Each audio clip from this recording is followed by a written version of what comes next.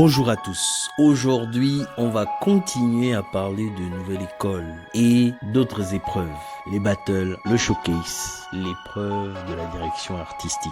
Franchement le battle c'était c'était brutal en fait, c'était vraiment brutal et il y a eu beaucoup de casse. Voyons ça en détail. Alors, commençons par le premier battle. Zeudier versus Eve Lamarca. Au démarrage, Zeudier a bien commencé sa prestation. Il avait l'air d'être bien lancé, mais au final, il a eu à mettre la charrue avant les bœufs. Et quand tu fais ça pendant un battle, tu perds le fil. Et si tu perds le fil, c'est immédiat. C'est sanctionné de manière brutale. Le problème, c'est qu'il a pas fait une fois, mais il a fait plusieurs fois et a voulu se rattraper. Malheureusement, comme le battle, il y a un moment donné où vous êtes censé passer, votre temps est passé. Si vous avez raté le coche, vous avez raté le coche. Terminé. Ça a donné l'occasion à Eve Lamarca de lui mettre un pétard dans l'angle mort. Parce que du coup, la façon dont elle est rentrée sur le beat, elle a commencé à envoyer des punchlines sanglante. Elle lui a envoyé du sale, hein? Du sale, petit gros qui ressemble à Favé, etc. Au fait, il s'était mis KO lui-même par le trop plein d'émotions. Et en fait, il s'est fait terminer directement par Eve Lamarca. Et c'est ce qui est délicat d'ailleurs dans les épreuves de battle, c'est que il faut garder le bon niveau émotif pour ne pas surjouer ce que vous avez envie de dire dans le battle. Il faut être au bon niveau émotif pour contrôler la voix, contrôler les punchlines et contrôler aussi la scène parce que vous êtes en train d'envoyer et il y a un public autour de vous que vous devez aussi accrocher, qui doit vous comprendre et qui doit vous suivre tout au long de la prestation. Et c'est ce que Eve Lamarca a réussi. Alors, le clash entre Gerta et Ziena. Le problème, c'est que le clash était perdu avant même qu'il ne commence. Gerta, ça a l'air d'être le candidat qui prépare tout. C'est un bon préparateur. Il a bien joué son coup. Pourquoi? Parce que on le voit que très peu à la caméra. Mais en fait, il a eu une action qui a mis en colère Ziena. Et en fait, c'est un peu ce qui se passe par rapport au sprinter. Un grand champion qui utilisait beaucoup cette méthode, c'est Usain Bolt.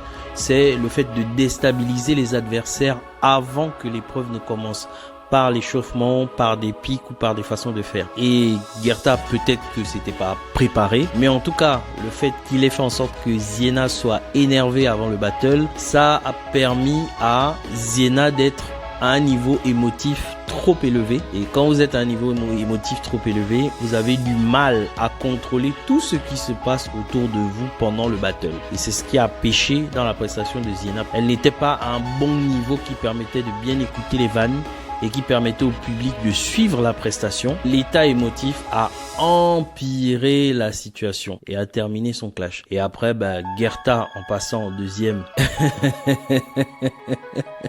il a simplement achevé. Il a simplement achevé. Pourquoi? Parce que lui, il était au bon niveau émotif. Et en plus de ça, il avait un son qui permettait à sa voix de se faire entendre. Donc, il n'est pas parti dans un espèce de freestyle. Il est plutôt parti dans le fait d'envoyer des vannes bien incisives, bien directes, que tout le monde comprend et que tout le monde arrive à suivre. Il a fait une masterclass de battle, franchement. Alors, le battle de 2L et de Max. Vous savez, quand vous commencez le battle, c'est très important le moment pendant lequel vous devez commencer à envoyer votre battle. Pourquoi? Parce que vous pouvez passer en premier ou en deuxième, vu que c'est un contre 1. Et en fait, ce qui est délicat, c'est que les deux positions sont dangereuses. Parce que si vous commencez en premier et que vous n'envoyez pas quelque chose de marquant, le deuxième peut effacer votre prestation. Parce que, en général, ce qu'on retient, c'est toujours la prestation la plus chaude. Donc, si la deuxième prestation est un tout petit peu meilleure que la vôtre, elle peut plus rester dans les mémoires du public,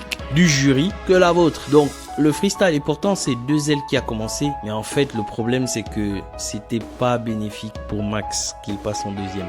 Ça aurait peut-être été mieux qu'il passe en premier. Et du coup 2L l'a terminé. Et franchement, il y a quelque chose qui m'a beaucoup fait rire. Maximilien parle de braquage, mais il vend des baskets. Et du coup, franchement, j'étais au sol quand j'ai écouté cette vanne. Et tout y était au fait. Elle avait un bon rythme dans la façon d'envoyer son battle. On entendait bien les paroles. Et elle a tellement bien choisi le beat qu'on avait le temps de bien écouter l'articulation des vannes. Et ça, c'est très important. Et en plus de ça, Ouais, elle l'a achevé. Pourquoi? Parce que Max, sur la deuxième partie du battle, ça se voyait qu'il était atteint. Ça se voyait qu'il était atteint. Et quand il a commencé à envoyer, ça se voyait qu'il avait les séquelles de la première prestation. Et à ce moment, bah, vous êtes KO debout, simplement. Elle lui a mis un KO debout. Voilà, c'était chaud. C'est dommage. Alors, le battle de Shane et de Elten. Franchement, Elten, il remporte le battle haut la main. Pourquoi? Parce que visualisez le battle comme une cloche. Vous commencez avec le beat, vous montez, vous arrivez au pic et après on décroît. Et en fait, on monte dans les vannes, on est sur le pic et après quand on décroît, il faut avoir l'aval du public. Et quand vous avez l'aval du public, bah vous quelque part vous avez directement le clash au fait. Pourquoi? Parce que il faut envoyer les bonnes vannes pour que le public puisse vous suivre et après sur la phase descendante du clash, il faut envoyer la punchline qui entraîne le public. Et du coup, bah là dans le cas de Elten, c'était ici, c'est All for MC. Et du coup, ça a été repris, ça a été répété par le public, répété. Et au fait, quand le public répète comme ça sur la phase descendante du clash, vous êtes KO. Vous êtes KO. C'est très dur de remonter ça parce que en plus il est passé en premier. Donc quand vous arrivez après, c'est dur d'essayer de renverser la vapeur. Pourquoi? Parce que il faut faire un bon clash et en plus de ça essayer de terminer avec quelque chose qui reste dans la tête du public. Et du coup Shane sur sa prestation ne contenait pas cet élément là principal au fait qui lui a fait perdre le clash parce qu'il avait des bonnes vannes, parce que c'était bien senti, parce que en termes de prestations scéniques, je pense que c'est le meilleur de la saison 4 de Nouvelle École. Shane, en termes de prestations scéniques, il est vraiment très fort. Il est prêt, en fait, ce gars, il est prêt. Et du coup, bah, il a perdu. Bien sûr, il y a eu un rattrapage. Il a pu se rattraper en envoyant un bon freestyle. Mais franchement, sur l'épreuve des battles, bah ouais, c'était pas son épreuve, quoi. C'était pas son truc. Et Elten en a fait une bouchée. Alors, ce qui était censé être le feu d'artifice des battles, à savoir le clash entre Somike et TRZ, était un espèce de pétard mouillé. Pour visualiser un peu ce que je vous disais tout à l'heure, c'est que un clash, c'est comme une cloche. On monte, on envoie des punchlines, on est au pic, et après on redescend, et en redescendant, on peut continuer à envoyer des vannes, ou à la fin, on peut trouver une phase qui va entraîner le public et qui va finaliser et fermer le clash en votre faveur, bien sûr. Et en fait, ce qui s'est passé dans le clash des deux, il y a eu à peu près le même effet. Somike et TRZ ont bien commencé et en fait, arrivés au pic, ils étaient au-dessus du flow. Et quand vous êtes au-dessus du flow, c'est compliqué parce que vous commencez à réfléchir. Et en fait, il ne faut pas commencer à réfléchir pendant la prestation. Pourquoi? Parce que vous devez prendre en compte le beat, vous devez prendre en compte le public, vous devez prendre en compte le jury, vous devez aussi avoir une présence au niveau du battle. Donc quand vous commencez à réfléchir, en fait, ça coupe le flux. Et quand ça coupe le flux d'idées, bah vous perdez le fil. Et le problème, c'est que quand vous perdez le fil, bah votre environnement ne s'arrête pas, ça continue, le beat continue et ça finit par des nananananana. Mais la différence entre les deux, j'ai trouvé, c'est que Somike, au fait, la plupart de ses vannes étaient dans le pic. Et comme il a perdu le fil au moment du pic, ben en fait, il n'a même pas eu de phase descendante, au fait. Et il a perdu le clash là. Quand TRZ, lui, il a commencé à envoyer, il a commencé fort dès le début. En fait, le public avait eu le temps, le public et le jury avaient eu le temps de retenir toutes ces vannes. Et en fait, c'est ce qui a fait la différence parce que même si lui aussi, il a perdu le fil au pic du clash avant la phase descendante, mais en fait il avait déjà eu le temps d'envoyer un maximum de vannes, ce qui a fait la différence en sa faveur pendant le clash, tout simplement. Alors, l'épreuve du showcase. TRZ s'est vraiment bien démarqué pendant le showcase. Pourquoi? Parce que il s'est mis en danger en allant sur du chata. Et pourtant, c'est pas son univers, qu'il présente de manière principale par rapport à sa direction artistique. Mais quelle réussite quand même. Il a réussi son truc parce que bien que n'étant pas dans son univers, il a quand même su rassembler les éléments qui lui ont permis de valider l'épreuve. Donc une bonne ambiance au niveau du public, une assez bonne présence scénique, le fait d'avoir l'adhésion du public dans ce qui était en train d'être fait, du jury aussi, à la reconnaissance simplement du fait que, en fait, c'était pas son univers, mais il a quand même fait une masterclass dans un univers qui n'était pas le sien. Et du coup, bah, chapeau. Il a bien géré le truc. Alors, la prestation de Shane. Chaque épreuve montre les compétences d'un artiste. Ce sont des artistes de niveau intermédiaire. Donc, ils n'ont pas encore coché toutes les cases par rapport à ce qu'il faut faire en tant qu'artiste. Et les épreuves de nouvelle école sont organisées pour que on puisse voir les artistes dans différents aspects. Tout ce qui est en studio, il est bon. En présence scénique, il est bon. En freestyle, il est bon. Il est vraiment le candidat le plus complet. Le candidat le plus prêt à faire le plus de ventes. Donc je pense même qu'à la fin de nouvelle école, je ne serai pas surpris. Après, s'il gagne, c'est tant mieux.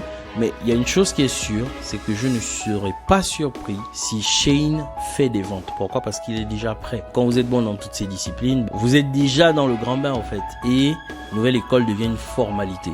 Et l'épreuve du showcase, c'était une formalité pour Shane. Et il a fait une masterclass, simplement.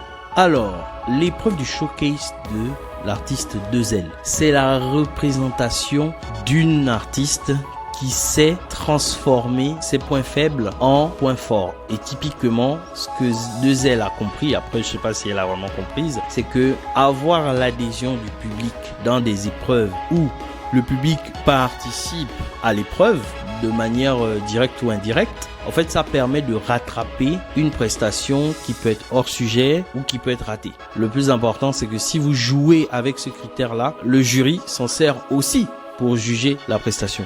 Et 2L, bien qu'elle ait fait une prestation qui n'était pas adaptée à l'épreuve, a quand même su forcer, valider l'épreuve. Elle est venue faire une prestation qui a causé simplement l'adhésion du public. Et face à l'adhésion du public, le jury est obligé de réviser son jugement. Parce que c'est vrai, c'est une épreuve, c'est vrai, ce sont des épreuves. Mais il faut pas oublier que les artistes sont aussi là pour montrer quelque part qui ils sont.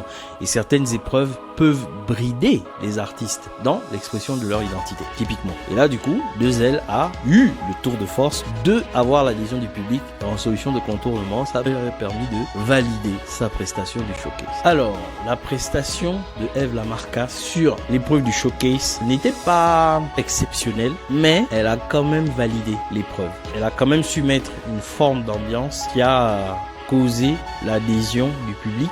Les jurys qui suivent les candidats depuis plusieurs épreuves savent les capacités de Eve Lamarca et savent qu'elle n'avait pas tout donné. D'ailleurs, ils le disent à la fin pour faire le débrief de la prestation. Mais le fait que le public soit là et qu'elle ait rattrapé une petite bafouille qu'elle a eue pendant la prestation a quand même permis à faire en sorte que la prestation puisse être bonne dans son ensemble, parce que des artistes qui ratent des couplets et ce genre de choses, c'est des choses qui arrivent communément, hein. Et même aux artistes déjà bien confirmés et bien en place. Donc c'est quelque chose qui peut arriver. Par contre, ce qui est intéressant, c'est qu'il ne faut pas oublier le cadre dans lequel vous vous trouvez et il faut toujours avoir des solutions pour rebondir. Donc, et elle a eu la solution pour rebondir, ce qui a fait en sorte que sa prestation dans l'ensemble a été validée parce que le couac qu'elle a eu pendant son showcase, elle a su le maîtriser, elle a su le dominer et faire en sorte que sa prestation soit quand même top. Alors, Gerta, sur le showcase, je pense que c'était un flop parce que l'un de ses points faibles, c'est aussi le manque de présence scénique. S'il travaille la présence scénique et qu'il trouve un meilleur angle, je pense que c'était pas son exercice le plus abouti. Le showcase faisait partie de ses points faibles parce que il mettait en évidence un point dans sa direction artistique qu'il doit travailler le plus pour être au point sur ce type d'exercice. Alors, pour l'épreuve des directions artistiques, il y a deux groupes. Il y a le groupe de Eve Lamarca et de 2L qui sont venus proposer des DA qui sont dans leur univers. Et on a eu l'autre groupe composé de Shane, TRZ et Gerta qui ont mieux cerné l'objectif de l'épreuve des DA. Parce que l'objectif de l'épreuve des DA, ce n'est pas que de venir présenter son univers, c'est aussi ne pas oublier que vous présentez cet univers à, en général, un directeur artistique et au jury. Il ne faut pas oublier qu'il faut prendre en compte les préférences du jury parce que c'est quand même eux qui vont donner leur avis et leur avis va compter pour la suite de la compétition. Donc, des fois, ça peut être piégeux pendant cette épreuve-là de venir et de présenter son univers. Si vous ne comprenez pas à minima les préférences pour essayer d'orienter ce que vous avez à faire pour que ça puisse rentrer dans les clous des personnes qui vont vous juger, vous allez faire un flop. En fait, c'est pas tant un flop que ça, c'est juste que vous allez faire un hors sujet parce que l'idée, c'est de venir vous présenter et avoir la validation du jury et d'un directeur ou une directrice artistique. Donc là, du coup, dans le cas par rapport à l'épreuve, c'était un banger pour Gerta, parce que du coup, je pense que c'est lui qui avait le plus préparé son coup. Il a quand même beaucoup travaillé sur l'univers de SCH et il a trouvé la façon de pouvoir le toucher. Et quand vous arrivez à toucher un jeu à ce point, parce que c'est la première fois que je vois SCH toucher de la sorte, ça veut dire qu'il y a quand même du travail. Et il y a un petit détail que la plupart des gens oublient, c'est que Gerta, quand il a préparé l'épreuve de Zeina, il a dit quelque chose, il a dit quelque chose de très clair que les gens ont peut-être minimisé, c'est qu'il a un dossier sur tout le monde. Donc c'est vraiment l'un des candidats qui prépare tout, qui a beaucoup préparé. Moi, ça ne m'étonne pas que pendant cette épreuve-là, il est mis dans le mille de cette façon-là. Après, on a TRZ aussi qui a présenté quelque chose de cohérent, adapté et qui allait beaucoup plus intéresser le jury parce que le jury connaissait son univers, mais surtout le directeur artistique qui allait venir. Donc il s'est vraiment adapté par rapport à ça. Et Shane, il a présenté quelque chose qui était en mode masterclass, quoi. 2L et Eve Lamarca ont plutôt fait des prestations qui étaient orientés sur leur univers et ce n'était pas assez adapté au contexte de l'épreuve. Ce qui les a mis en difficulté au fait pour valider l'épreuve simplement. Ouais, nouvelle école efficace. Bon, les gars, ils bossent bien, hein. Ils bossent bien simplement. Donc, du coup, la façon de vendre l'émission, elle évolue au fur et à mesure. Ça permet à l'émission de se faire de plus en plus connaître et ça permet au fait de donner la chance à tous les candidats de se montrer sur leur meilleur jour. Même si à un moment donné, les candidats peuvent perdre certaines épreuves ou sortir de l'émission. En fait, la façon dont l'émission est vendue aujourd'hui fait en sorte de mettre de la visibilité sur tous les candidats qui sont retenus, quel que soit leur stade d'élimination dans l'émission. Et franchement, ouais, ça envoie vraiment. Je m'arrête là.